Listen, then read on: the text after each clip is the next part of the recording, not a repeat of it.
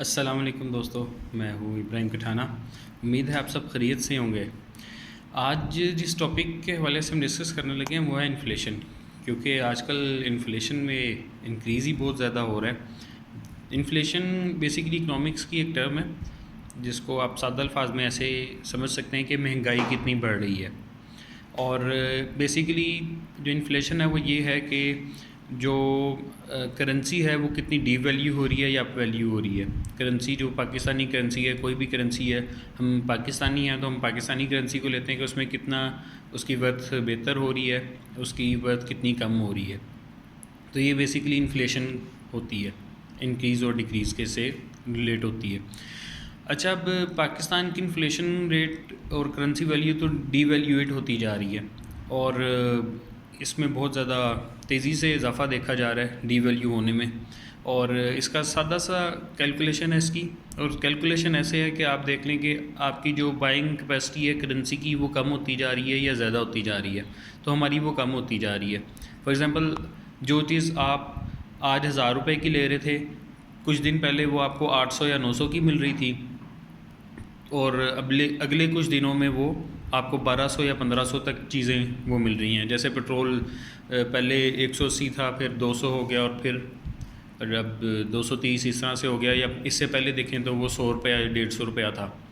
تو یہ ایک اس کا امپیکٹ ہے۔ اچھا، اس کے لیے انفلیشن کو کنٹرول کرنا بہت ضروری ہے، اور اس کا ہماری اکانومی پہ بہت زیادہ امپیکٹ ہے، اور ڈیفینیٹلی اس کو کنٹرول کرنا پڑے گا۔ اس کے علاوہ ہمارے پاس کوئی چارہ نہیں ہے۔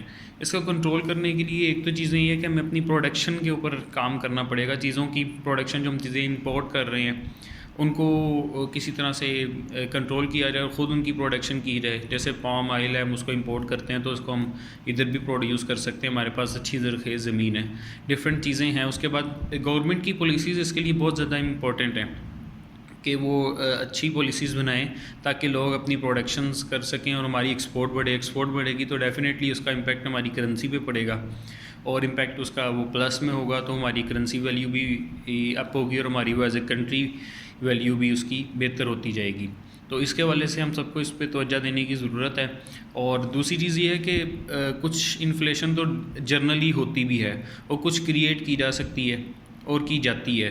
جیسا کہ یہ بھی رمضان گزرا، کوئی مہینہ ڈیڑھ ہوا ہے، رمضان سے 2 دن پہلے جو لیمن ہے، لیموں، وہ 100 روپے کلو تھے، اور رمضان میں اور رمضان کے بعد رمضان میں آتے آتے وہ 600 700 800 اور 1200 تک پہنچ گئے۔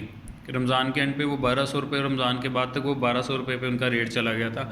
تو اس کے پیچھے کسی گورنمنٹ کا ہاتھ نہیں ہے، اس کے پیچھے کسی اور کنٹری کا ہاتھ نہیں، اس کے پیچھے ہمارا اپنا ایک کریکٹر ہے کہ ہمیں چیزیں وہ خود جو ہے ہم مہنگی کرتے ہیں، اور لوگوں کو اس کا وہ ڈیفینیٹلی امپیکٹ پڑتا ہے۔ تو ہمیں ان چیزوں پہ بھی توجہ دینی چاہیے، اور خود اپنے اخلاقی معیار کو بھی بہتر کرنا چاہیے کہ جو ناجائز کی مہنگائی ہم خود کرتے ہیں اس سے ہمیں اجتناب کرنا چاہیے تاکہ ہماری کنٹری وائز گروتھ ہو۔ اور ان چیزوں کو بہت زیادہ توجہ دینے کی ضرورت ہے، کیونکہ اگر ان چیزوں پہ توجہ نہ دی گئی تو ہم بہت مشکل حالات میں جائیں گے، جو کہ ہمیں جاتے ہوئے نظر بھی آ رہے ہیں۔ تو اس وجہ سے اس چیز پہ ہمیں بہت توجہ دینے کی ضرورت ہے کہ اپنے اخلاقی معیار کو بہتر کریں، اپنی پروڈکشن کو بہتر کریں، اور گورنمنٹ کو چاہیے کہ وہ بہترین اور اچھی پالیسیز دے جس سے یہ کرنسی ڈی ویلیوٹ ہونے سے بچے اور مہنگائی کم سے کم ہو۔ جزاک اللہ، تھینک یو۔